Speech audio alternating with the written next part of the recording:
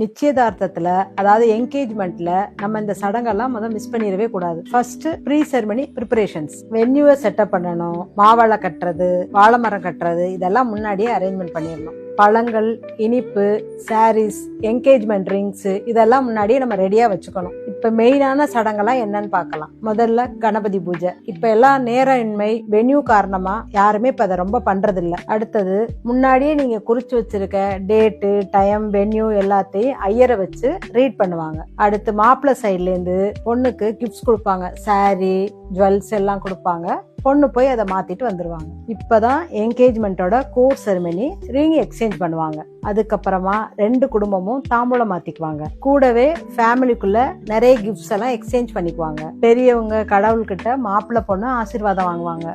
இப்பதான் ரெண்டு ஃபேமிலிக்கும் நடுவுல வெட்டிங் பிளானிங்கோட டிஸ்கஷன் ஸ்டார்ட் ஆகும். அப்படியே பேசிக்கிட்டே எல்லாரும் வாழை விருந்துக்கு போக ஆரம்பிச்சிருவாங்க. இந்த சடங்கு சம்பிரதாயம் எல்லாம் ஒவ்வொருத்த வீட்டுக்கும் ஒவ்வொரு விதமா மாறும். ஆனா ஜென்ரலா என்கேஜ்மெண்ட்னா இதெல்லாம் கண்டிப்பா ஃபாலோ பண்ணுவாங்க.